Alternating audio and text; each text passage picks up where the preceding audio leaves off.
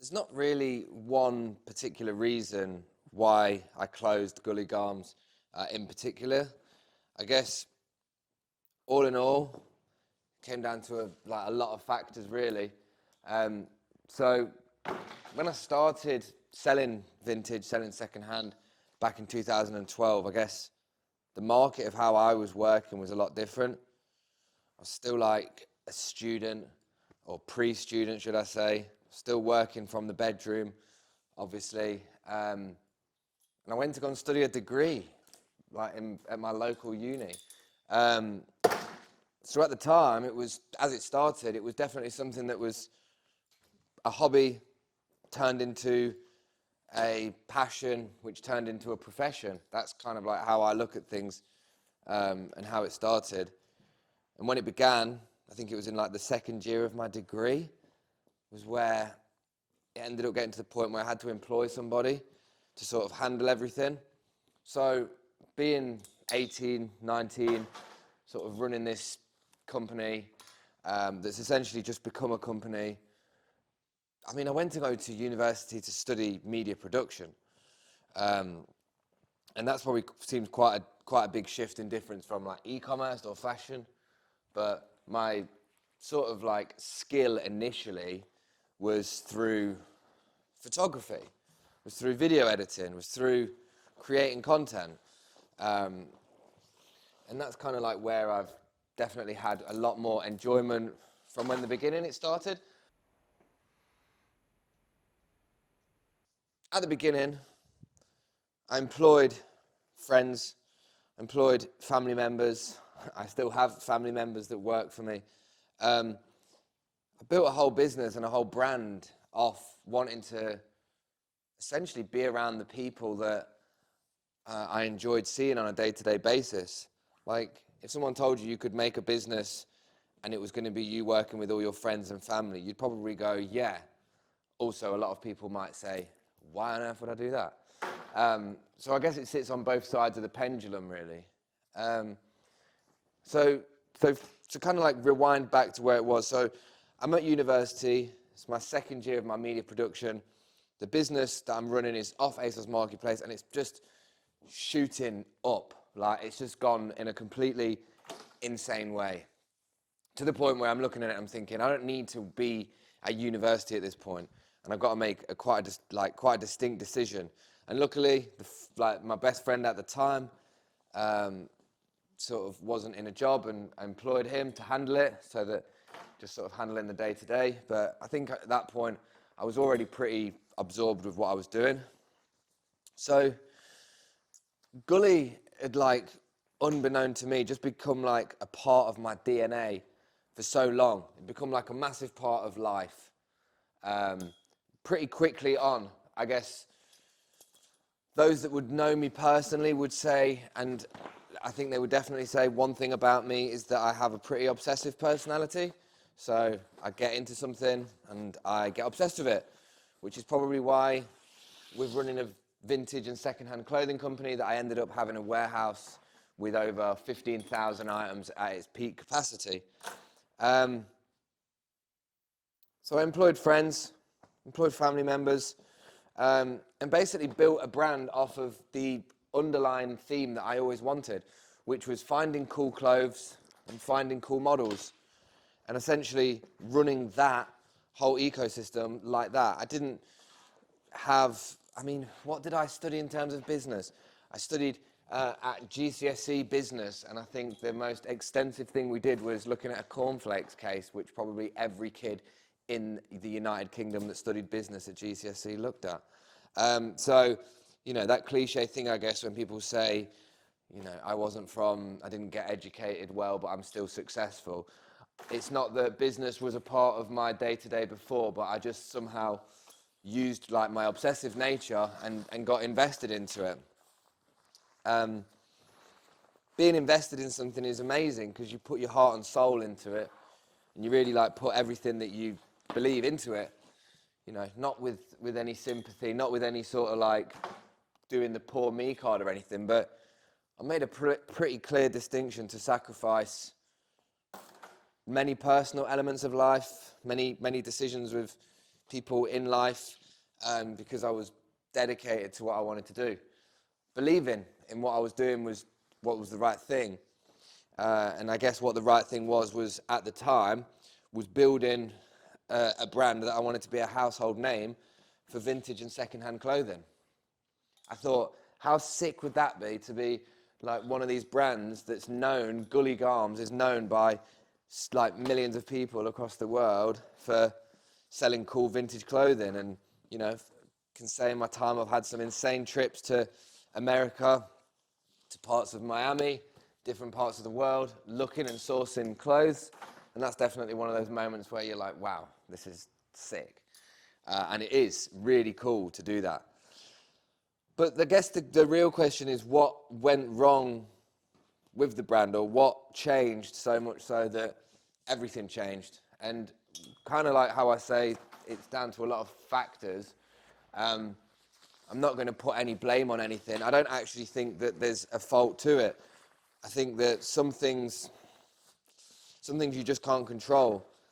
Kind of like the only thing you can control in life, it seems, is the way that you react to all the situations that happen. But if you don't know that in the time, then you somehow think that you've got control over what happens. And I guess at the time I thought that I had control over the situation that we had. So fast forward massively to pre-pandemic. We're at one of our, we're just growing and growing and growing. I literally, to this day, still remember times I had conversations with my old friend, and I'd be like, surely this is like the last month of growth. Surely like selling like individual secondhand items, there's going to be a limit. And it didn't seem like there was a limit at all for what I was doing,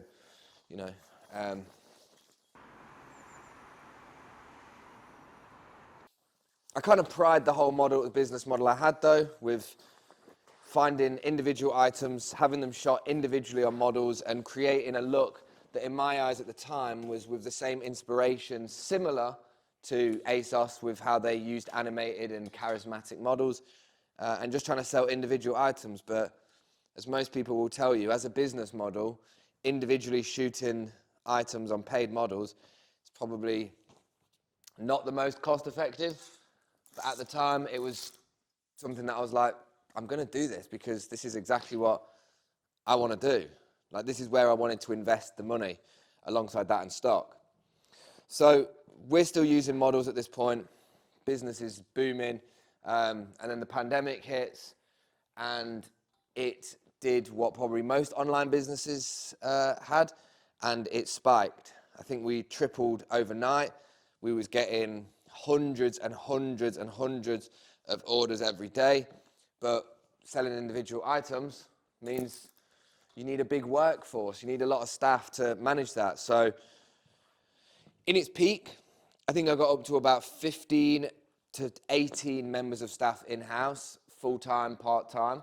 And then the best part of 10 to 20 models, 4 or 5 web developers, designers, people that work from home, and a big team. And I just invested into that dream of what I'd said before, of wanting that to be where it was going to go. So that was what happened, and that was where we were at that point. And then with most things that happened during the time of, I guess, the website booming and people being at home, it also encouraged a lot of curiosity from people. People started to build their own brands. People started to realize that they could do this at their own scale. And if I'm being totally honest with you, now upon reflection, like looking back, maybe in my head I probably wasn't as mentally supportive to that, because I was more fixated on my own little bubble and thinking, this is definitely going to go in this sort of downward trend for businesses. But now looking back, I think it's one of the best things that's ever happened to me. So to try and get to some sort of point anyway, I mean, so many people started to create their own businesses from home. They started to be their own boss. People discovered charity shops and car boots and eBay buying and wholesalers built up, and all this ecosystem was created for loads of mini micro businesses to start. So businesses like Gully Garms, businesses similar to True Vintage, even Block Vintage, and the list goes on. So many other brands that were in the same situation invested so much money and like sort of build in an ideology, and unfortunately, customers go where the demand is, but customers also go where things are cheaper. So COVID was a beautiful thing to happen in terms of at the beginning, which is something I didn't think I would say out loud because that sounds just like weird. It was definitely not a beautiful thing overall, but in terms of business, it helped initially. But it also encouraged a lot of people to start their own brands. And I think that you've got to support that. But that is, so essentially what happened is loads of other people started businesses. At the time as well, we kind of like were in a bit of a battle because post-Brexit meant that when we was like selling through ASOS Marketplace and building our brand in the sort of 2012 to 2015, I would say 40% of our customers were overseas. And then once Brexit happened, sadly, because obviously it was the thing that it seemed most people didn't want, and I don't want to get political, but it just made it real difficult for loyal customers overseas to remain loyal with what they thought, because for the longest time we'd been able to offer competitive pricing and shipping, and that kind of just had to stop. We had to kind of like pull the reins and stop spending money out on that, because at the end of the day, we was a big business in the second-hand and vintage market, but we weren't a big business in terms of the e-commerce space, and not by a long chalk. In terms of selling individual items, maybe, but in terms of being a business online, definitely not. So we had to take a lot of cuts, had to change a lot of routes, had to change a lot of directions with what we were doing. Oh God, I'm going to sneeze. Bless me. We had to do what any business had to do at that time. We had to survive.